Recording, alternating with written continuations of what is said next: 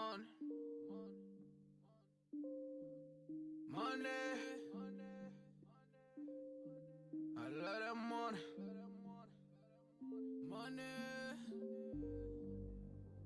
money, money, money, money, money, money. Sports OTHP on True Radio Network. CP3 coming to you live from the lab. Post game show for the Washington football team. Great 30-29 victory last second. We're going to definitely talk about it because it was kind of crazy the way it ended, even though it was a great game and the game ended with a victory. There's going to be some people that's going to be upset no matter what happens. And it looks like I'm still having some technical difficulties here that I'm not understanding why. Well, bump it. I'm gonna just start it.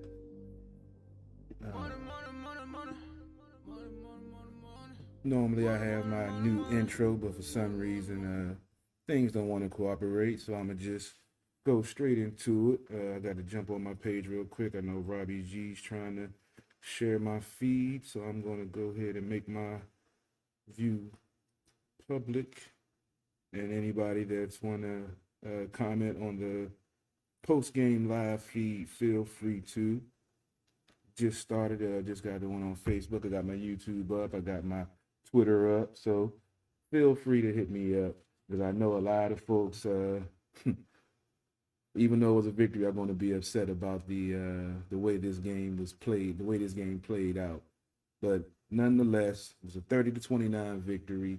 Taylor Heinicke earns his first victory as an NFL quarterback, and I say the legend of Taylor Heinicke grows. A lot of folks were upset. During the game, I was speaking. Talking to a lot of fans. We were on the ledge. Upset about everything that was going on. But like I explained, it's football is a chess match. It's not always going to go as you think it should go or go as scripted. Things are going to happen. Adjustments are going to be made. People are going to be out of position. You're putting pressure on the other team to make mistakes. Sometimes the mistakes are made, sometimes they aren't, but you take advantage when they are. We saw a late mistake by the Washington football team offense with Scott Turner electing to throw the ball on 2nd and 7 when they were running the ball fine in the fourth quarter to milk the clock. And then you get a turnover, field goal by the Giants. Now you're down 2. Luckily, it was enough time, the 2-minute drill with the timeout. They were able to make it happen. We've seen in the past where this team has not been able to make it happen. And fortunately for a neutral zone infraction by a New York Giants defensive lineman on the initial 48-yard game-winning field goal kick that Dustin Hopkins missed. And I know a lot of folks are very upset about. I honestly, when it happened, I dropped my head. I was like, everybody that I've been defending him to are going to come for me at one time because he missed another game-winning kick. But when I heard flag, I was like, yes, redemption. So they did cut the kicker they picked up last week on the practice squad. I got a feeling within this 10 days, he might be getting a phone call from Coach Rivera because, that was definitely a fortunate mishap by the Giants, but they were out of sync on many levels. There was a couple of times, a lot of points, like they said during the broadcast, 11 points left on the field, missed wide open receiver in the end zone, penalty on the play that would have been a touchdown, took 4 points away from him. So, yeah, this was a classic NFC East division battle, and it always comes down to the last possession. Well, I ain't gonna say always, but 9 times out of 10, it comes down to a one possession game, and it's always at the end. Luckily, the Washington football team has ended that 5-game losing streak to the Giants and have finally gave Daniel Jones his first loss as a New York Giants quarterback. What's up, Josh? Yeah, it was a hell of a game, man. What's up, Fred?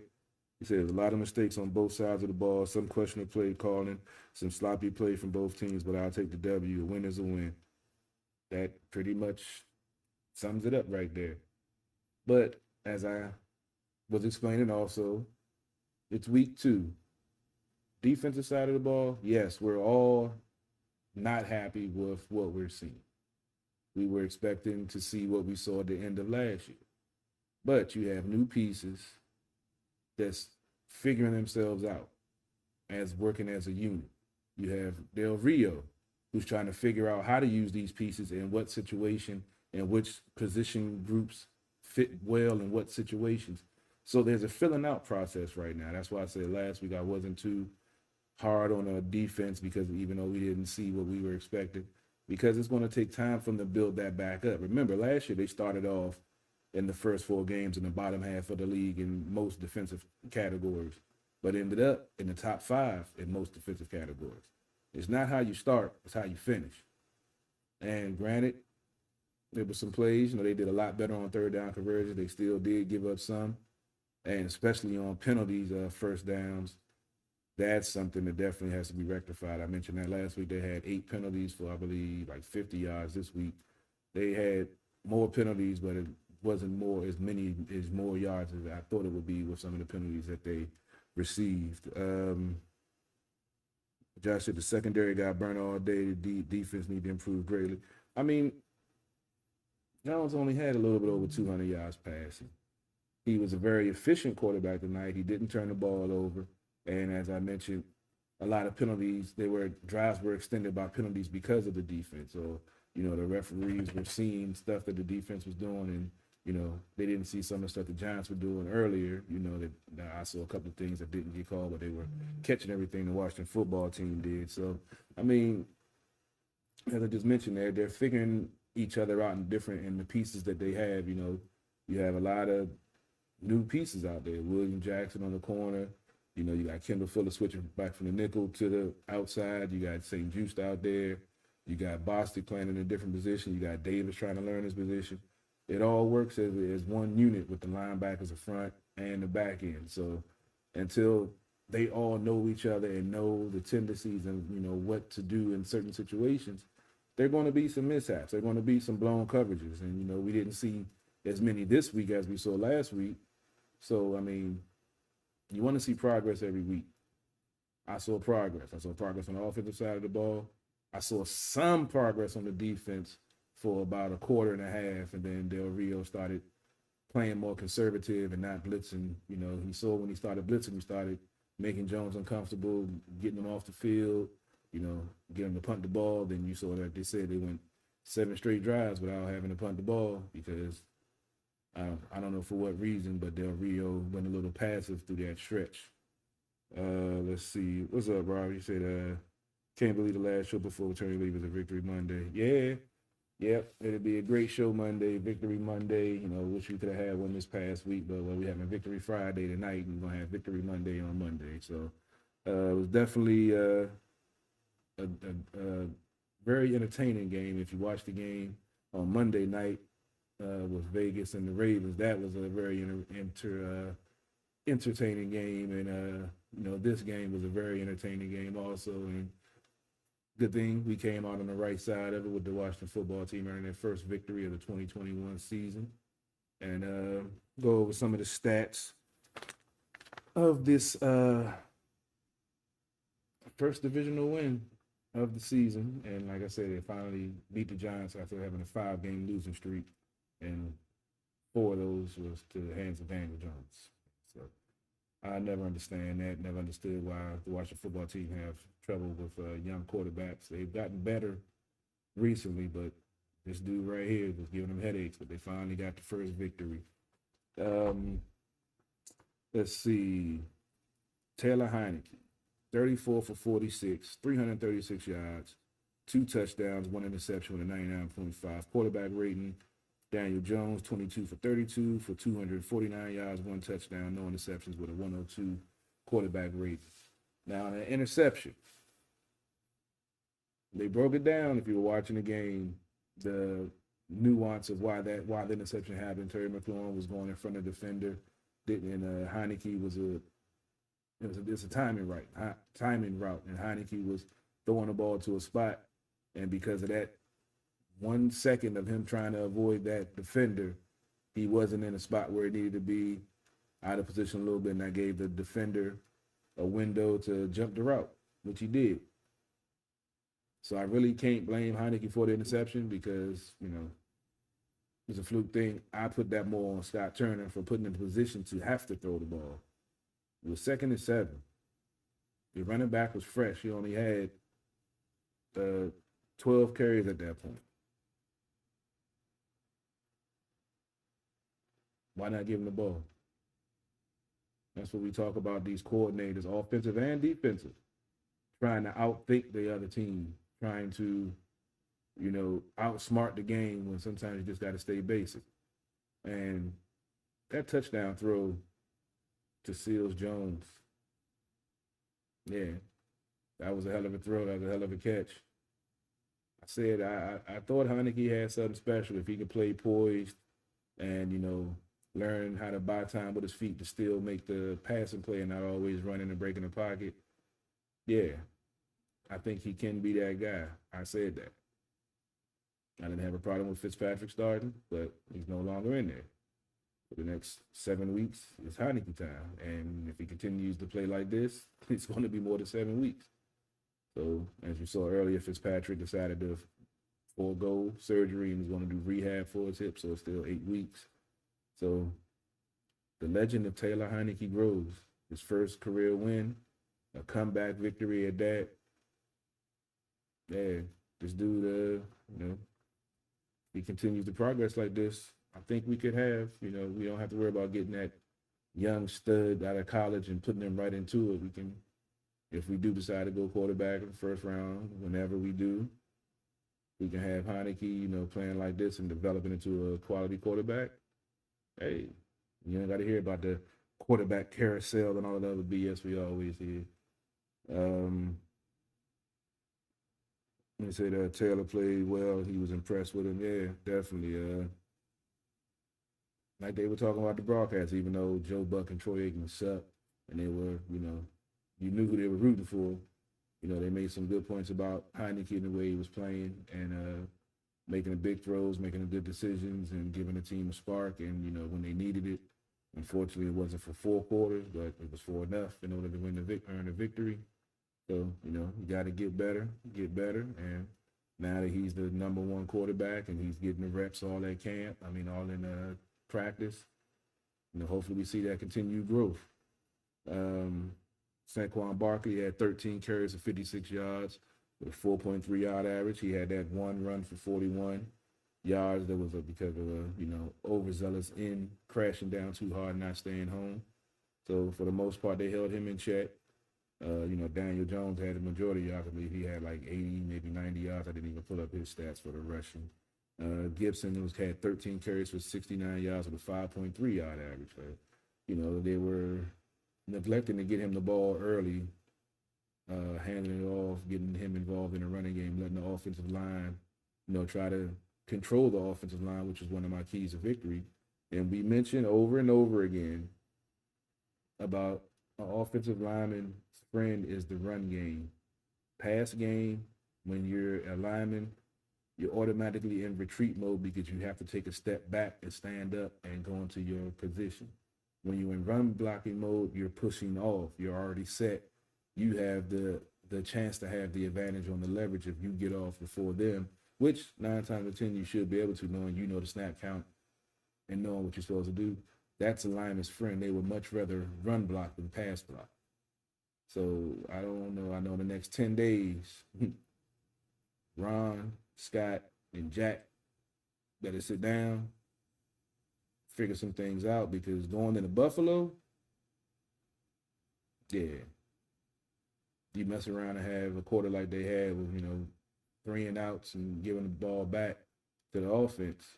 Yeah, ain't going to be no 30-29 comeback win. You're already going to be down like 20 points because Buffalo has a potent offense. They got a great quarterback in Josh Allen, who's definitely stepped his game up. Now he's really one of the, if not, I think he's the highest paid quarterback in the league now with his guaranteed money that he got.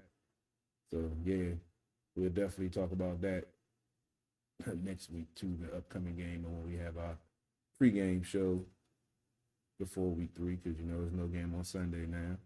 Also, at the bar radio won't be broadcast. So I actually have a Sunday off from my job and from the broadcast. I don't know what I'm gonna do with myself. It's gonna be crazy. Um, Slayton, 6 catches, 54 yards with 18-yard average, 1 touchdown. Terry McLaurin, 11 catches, 107 yards with a 9.7-yard average and 1 touchdown. As a team, they had 24 first downs. They were 5 for 13 on third, which definitely needs to be improved on. Defense was 9 for 12 on third down conversions, which was outstanding compared to the 14 for 19 last week. As in, they won 9 times out of 12. I say they were 3 for 12 on offense on third down conversions. I don't want to confuse people. I know that's the way you normally hear it. But as a defensive guy, that's the way I look at it. So, they only had 87 rush yards. Last week they had 123. As I mentioned, they weren't really running the ball. 320 pass yards. The defense had 4 sacks, 9 penalties for 68 yards. I was saying that. And time of possession, unfortunately, another battle they lost this week. 27 minutes in their possession, 32 for the Giants. That goes to those 3 and outs when the offense wasn't clicking because they were doing too much passing, not enough mixing plays up, not enough two tight end formations. Shout out to my man Thomas. We were talking about that. That's always been my favorite formation going back to the previous coach. It's been their most successful formation with the tight ends that they had at the time. And now, you got Logan Thomas emerging. You have John Bates finding his way as a rookie. And now you got Seals Jones stepping up and making a huge touchdown catch to give the team the lead. Would have been the game-winning touchdown if it wasn't for that unfortunate interception. It's almost 12:30. I got to be back to work at 9 o'clock. I should check my other feeds, but I don't really feel like it. Anybody comments on any other feeds, I'll comment back later. I'm about to get out of here. The post game is about to be over on TV, and it's about to be over here. I don't know what happened with my audio. And there it goes. Hopefully that should. No, it's acting up, so I'm not even gonna worry about it. Even though I am a perfectionist sometimes. Did not cooperate.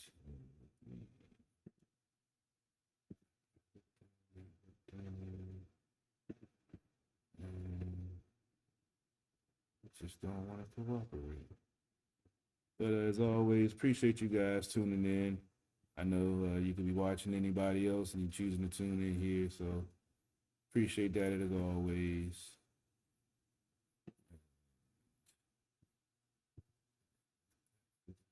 I'm sorry, y'all. I got it. Nope, that didn't fix it. I swear.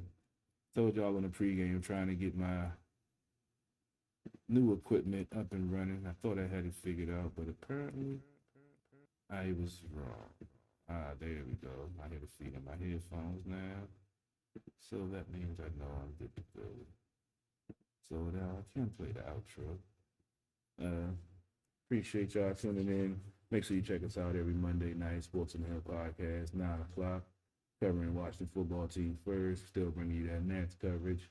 Hockey season's right around the corner. Basketball season's right around the corner. As I mentioned earlier, Robbie G will be his last week.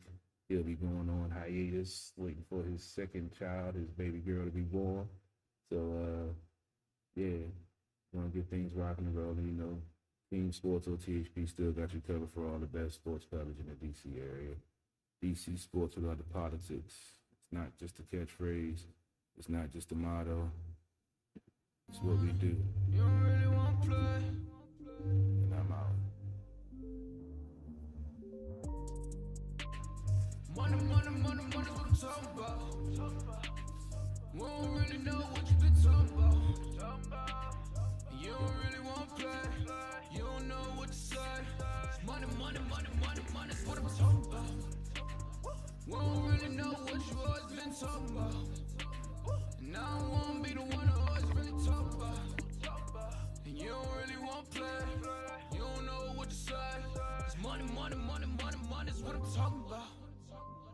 Money, money, money, money, money, make you shut your mouth. Don't never ever talk about it if you never had the clout. You don't know what to say, stay up out of my way. Money, money, money, money, money, make you shut your mouth. Keep playing with this goony boy, gonna have to make the call. Stay in bounds on your pivot, boy, if you gon' ball. A lot of niggas